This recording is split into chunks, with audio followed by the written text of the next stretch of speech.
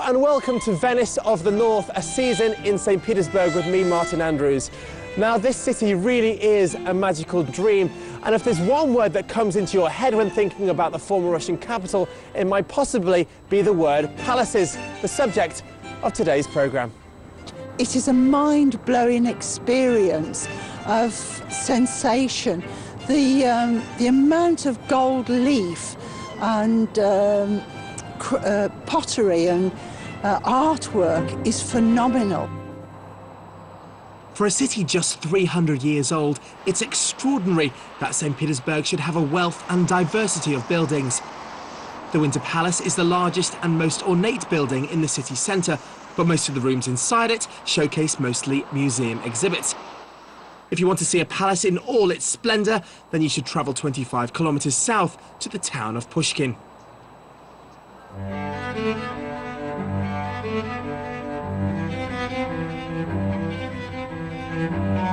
This is Tsarskoye Selo, which translates as Royal Village in English. Currently there are two imperial palaces here, the Baroque Catherine Palace with the adjacent Catherine Park and the neoclassical Alexander Palace with its beautiful adjoining gardens. Amazing, isn't it? A real-life fairy tale. This magnificent gem of Russian beauty started its life at the beginning of the 18th century. Once just simple woodland, now stands this beautiful summer palace with its flamboyant Rococo-style architecture.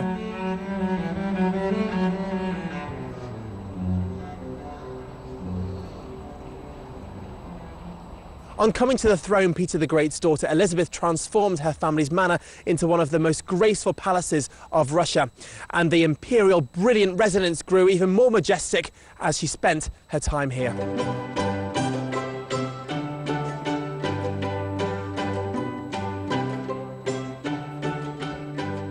Every guest that enters here must wear disposable shoe covers that you are provided with.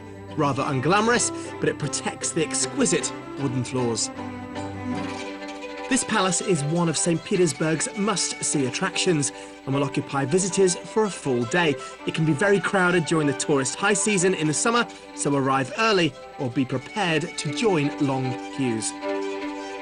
First, it's into the golden room they call the Hall of Light. This great hall is like something out of a movie. I've even got goosebumps standing here. It's designed in the true Russian Baroque style in an area of approximately 1,000 square meters. And it has an incredible 696 lamps inside here. I would not like to be the electrician who changes them. Today the palace is not open to the public. Please check, as there are days during the week when it is closed.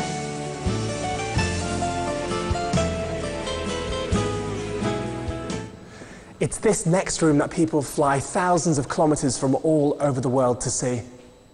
The Amber Room.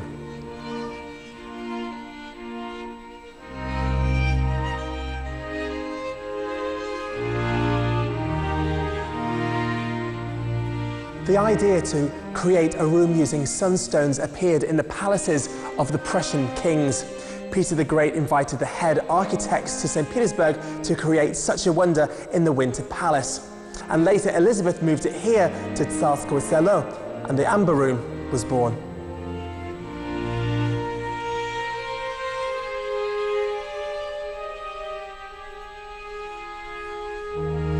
In 1941, the Nazis took over the palace.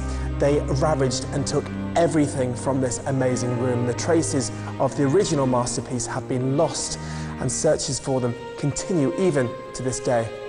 During the siege of Leningrad, as well as stealing the panels from the Amber Room, the German forces had the residence here intentionally destroyed. This left only the hollow shell of the palace behind. Reconstruction took decades, including the new Amber Room here, which opened as the highlight of the 300th anniversary of the city in May 2003. Upon Catherine's death in 1796, they abandoned this palace in favour of the Pavlovsk Palace. Yes, there is another one. In fact, there are dozens of such royal estates in this area of Russia. Well, as I travel back to the city centre, here are some other palaces not to miss.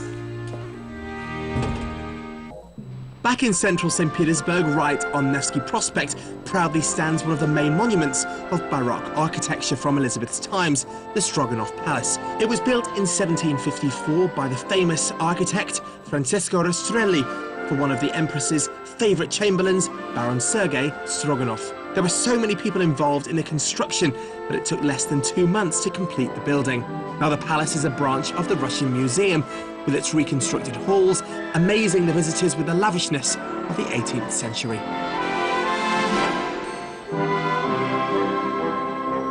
Another branch of the Russian Museum is located in a different impressive building of the city, the Mikhailovsky, or St. Michael's Castle, also known as the Engineer Castle.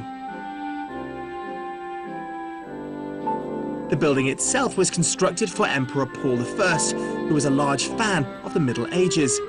The structure is not typical for the city's architectural style. It resembles more of a knight's castle. But Paul I really liked it, lived there, and was murdered there in his bedroom in 1801. Some people say the ghost of the emperor in his nightdress can sometimes still be seen wandering through the castle. Our second location, like Catherine's Palace, is located a fair distance from St. Petersburg.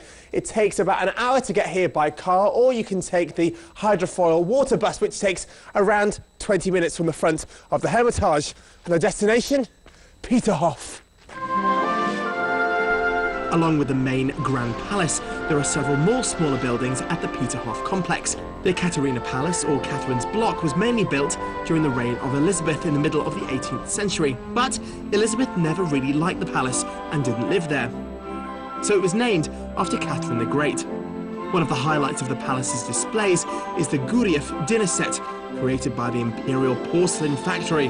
Just imagine, the set consists of more than 5,000 items. They surely had lavish dinners here at the Grand Hall. Now with modern heating facilities, centuries back it took a whole week to have the hall heated before receptions and balls. It was soon nicknamed the Russian Versailles. It's easy to see why, and it's now also a UNESCO World Heritage Site. The Samson Fountain behind us and the Grand Cascade is, in my opinion, the best view in Russia. Okay, maybe apart from St. Basil's and Red Square, but as you can see, unfortunately, the fountain is closed during the winter, but in the summer, the view here will leave you speechless.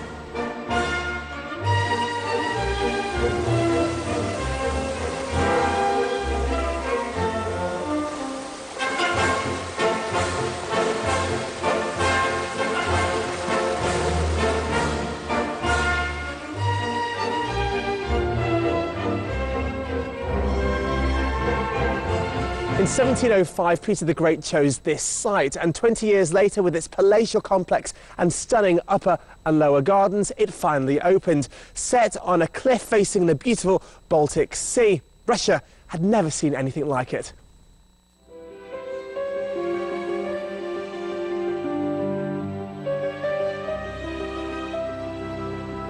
The palace stretches 300 metres, and with its glamorous, confident architecture and soft pastel shades, I think it really does blend in well with the natural environment here.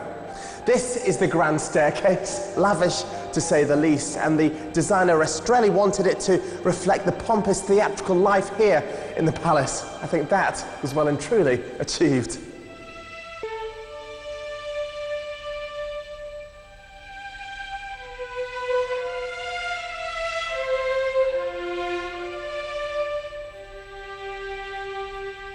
The ballroom symbolises the idea of power and imperial strength. Damaged badly during World War II, it was reconstructed by Russian designers and architects to its previous impressive state, and they used 3 kilos of pure gold to restore the hall's decorations.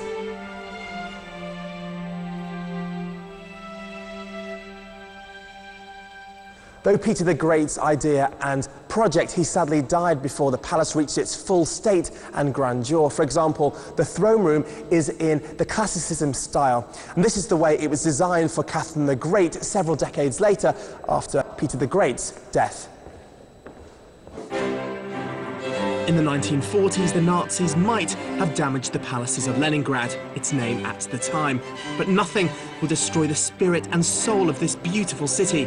knock it down, it will just be rebuilt, although bigger and better than ever before.